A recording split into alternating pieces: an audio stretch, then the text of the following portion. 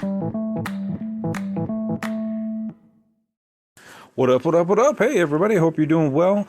Hey, I just want to let you know, I know everybody can't always support and donate to the podcast, but hey, if you can do a one-time donation, I put up a Buy Me a Coffee link in this description of the podcast. So if you go to the description of the podcast, it'll be at the bottom, and you can just go to that link, and you can buy me a cup of coffee, or two if you want.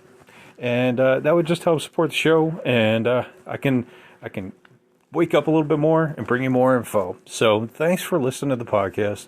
If you can donate, that would be much appreciated. And let's get on to the show.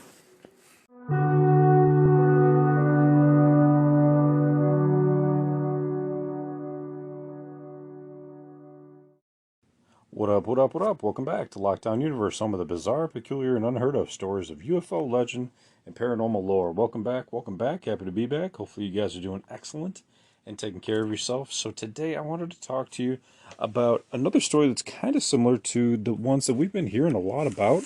Kind of like the recruitment into the either the Air Force Office of Special Investigations or into other secret government programs. This one in particular happened in 1982. It happened to a man by the name of Dan Sherman. He joined the Air Force in 1982 to be what he wanted to be, a security police officer, security forces, which is interesting because that's actually what I wanted to do. And my friend actually did it, and he's like become a lifer. Dan Sherman joined the Air Force in 1982. While serving in Korea in 1984, he met another airman who told him about how great it was to be in the electronic intelligence operations of the Air Force. Now, this article comes to us from wearethemighty.com, written April 2nd, 2021. So, the electronic intelligence, probably one of the higher levels in the Air Force, the man spoke about it so often, he convinced Sherman that he had to become one of the electronic intelligence officers. So Sherman said he was unhappy with being security, often told others that he couldn't cross-train into that ELINT, which is electronic intelligence. We'll just call it ELINT for short, which is what they call it. So even his peers told him that cross-training into that field were basically zero. It's 0%. As luck would have it, Sherman was approved to train in ELINT, analyzing electromagnetic energy for intelligence value. He went to tech school in 1990 at Offutt Air Force Base in Nebraska. While he liked the job, he wasn't thrilled with the actual air base. He wanted to go back to Korea. So he told his peers this, and he said he was even so far as to say he would re-enlist if he didn't get orders there. Or he wouldn't re-enlist if he didn't get orders there. So it's kind of like his stipulation. Like, I'll go back in, but you got to send me back to Korea. A month later, he had orders in hand. And he was enjoying this new career field and was sent to Fort Meade in Maryland to train at the NSA, actually. His first day in town, he was ordered to report to the NSA for what he thought would be a quick introduction, but his life was about to change forever. So Sherman states he was indoctrinated into an above top secret level program involving what the Air Force called the Greys. The Greys were purported to be an extraterrestrial being that was first encountered by the United States in 1947. And since the 60s, it was revealed to Sherman the U.S. government had been working on a way to communicate with the Greys. And that is where he came in. You see, he wasn't just some enlisted man or, signed up to be an officer. None of that. This guy was tracked from when he was a kid because they knew he had special powers. Now, how would they possibly know that? It's because individuals like Katie Smith, individuals like the other girl that we talked about in the last podcast, and all these individuals that they track down, they know who each other are. They can sense who each other are. So they have an entire team dedicated to finding these individuals, enlisting them, and then training them to use their powers even better. So let's keep moving forward here. So his mother, he stated, was visited by aliens before he was born. She was the subject of genetic manipulation, and the result would be bearing a child who could be more receptive to the ways the Greys communicate, receiving transmissions and passing them on. Now, the Air Force had been waiting for Sherman his entire life. Like we said, he was part of the new communication plan that was just coming into fruition. His mother wasn't even supposed to be able to have children.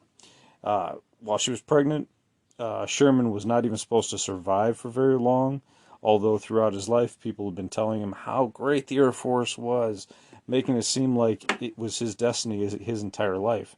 However, here he was, right, at the United States Air Force, being called an intuitive communicator. That's what they call it, an intuitive communicator. So what is that? So that's kind of like what Corey Good talked about. Whether you believe Corey Good's story or not, he talked about being an intuitive empath. There's a few other whistleblowers have talked about being recruited as an intuitive empath, not just for the Greys, but for also many different species. Okay, so he's not the only one. So, after his regular training courses at the NSA, Dan was taken to an unknown location in a blue Air Force van with blacked out windows.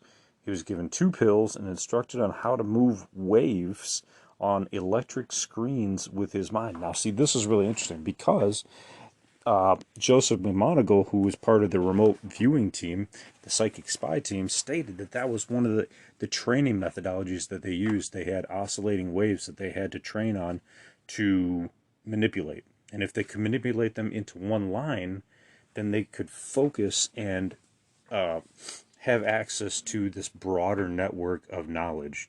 They were able to control the waves that were coming into their mind. So this is training. And we can do this too. We just have to have the software in order to do it. But it's like McMoneagle and all these other remote viewers say, no one's 100% special. Everybody has the capability to do this. It's just the training that you have to put in to do it. It's not like you have to be an elite athlete to dunk a basketball or anything like that. You're training your mind in order to be able to accomplish these goals. So Dan states he was given 2 pills and instructed on how to move the waves on the electronic screens with his mind. Once he was proficient, he was released and given new orders, now as part of Project Preserve Destiny. Now this is really interesting. Project Preserve Destiny. What the hell could that mean? Well, usually projects have these really enigmatic names like Project Center Lane or Grill Flame. They usually just take one word and another word and put it together just so it doesn't make any sense. So nobody can figure out what it's about. But when you have a project called Preserve Destiny, preserving our destiny, preserving our livelihood and longitude into the future, that seems to be pretty damn clear. So his first PPD, or Project Preserve Destiny base, established that this is what his life would become. He no longer took any pills, but he and another airman would sit in a communications van for their shift, and Sherman would receive the communication, which included his identifier, which was 118, and a 5-digit code, and then what Sherman came to believe were latitude and longitude coordinates. His first handler was Gary Sherman, nicknamed Spock, ironically enough. God, I wonder where they got that from. One day during communications, something startled Sherman and he reached a new plane, quote unquote, probably plane of existence, right? The alien asked Sherman if this was intentional. When Sherman said it wasn't, the alien ended the conversation. Sherman would try for months to repeat the situation. Eventually, he was able to, and asked Spock some questions about their race and how they were communicating. Sherman's command was apparently unable to monitor his communications with the Greys, so he was basically free to ask whatever he wanted. But after this second meeting, Spock never returned and Sherman was transferred to a new PPD base. It's interesting, when they get into these different environments, they like shuffle them off into different areas so that they can't ever communicate with anyone ever again. They want to compartmentalize all this stuff as much as possible. Let's move on to his second base, right? That's going to be important. So his second base, so his role at his second base was was very similar, but this time Spock, quote unquote, was gone forever. His new counterpart, uh, who he nicknamed Bones, was more conversational and forthcoming.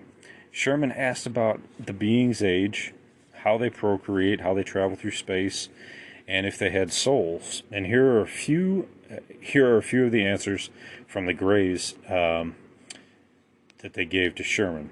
So he asked about God. And these are pretty like one sentence answers, but we could talk about them. So he asked about God, and he said, they replied, the Greys replied, your question answers itself. Your question answers itself, God. What does that mean? Come on, Greys, stop being enigmatic. Let's get some definitive answers here. Okay, he asked about time and travel. They don't travel through time, but around time and from time to time. Makes sense.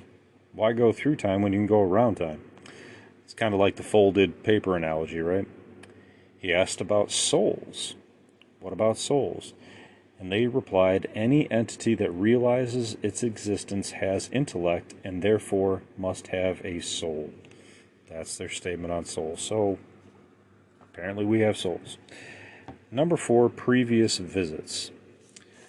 They've been visiting Earth for a, quote, very long time because it's much easier to visit the past than it is today. They've contributed to the culture and technology of some civilizations. I'm a little confused on this. They say it's much easier to visit the past than it is today. So it sounds like they are time traveling, according to what it says here. Number 5, interbreeding. Sherman believes that they interbred with humans, whom the Greys call, and this is interesting, quote, water vessels, unquote. Most likely the Basque people of the Pyrenees region of Spain, whose language is completely unrelated to any other and whose genetic makeup is different from most humans. Number 6, are there other aliens? They replied, there are many. Number 7, he asks, how do they use the bathroom? They say they use the washroom. It's just different than the way humans do. He asks, do they mate? They stated they do as well. What about the lifespan? He says they don't see time the same way humans do, but they live approximately the same span. Seems interesting because so many of these alien abduction reports tell us that aliens live much longer than we do because they've cured a lot of diseases. So it's interesting to think of, unless they're posing it as like an Albert Einsteinian time of relativity, like, oh well, your 80 years gives you this much consciousness, our 800 years gives us this much consciousness. I don't know, just a theory. Number 10, energy. The Earth's sun is unique, and one day we will learn to use the sun and the same energy on a smaller scale. When Sherman asked Bones about the Project Preserve Destiny project, the Grey abruptly ended their conversations and ongoing discussions. Shortly after that, the nature of the communications between the Air Force and the Greys changed. Sherman started receiving what he calls abduction data, complete with dates, geographic information, potential for recall, reabduction, and a 1 to 100 pain scale. Remembering some of the coordinates, he traced some of the sites to the Florida Panhandle, upstate New York, and rural Wisconsin. Increasingly isolated from the outside world, Sherman began to grow increasingly frustrated with his PPD work. He wanted to go back into the Elant or to get out entirely. The response from his command was he could not only never go back to the Elant, but he could never separate from the Air Force now that he was part of the PPD. Now, see, this is where it gets weird, right? Because you serve your service and you're done, right? Whatever your contract is, it's up and over. They can't force you to stay in, that I'm aware of. He did the only thing he knew to do. In the book that he wrote, Sherman says, The way I obtained my discharge is not a secret. Anyone can go back and see the reason emblazoned on my discharge papers. The certain self-incrimination legalities keep me from discussing it here. Okay, that makes sense. According to the interview with Sherman on the website Exopolitics, Sherman's 12 years of the Air Force were exemplary. He earned the Air Force Commendation Medal, as well as 3 Air Force Achievement Medals and 4 Outstanding Unit Awards. He also served in the Persian Gulf War.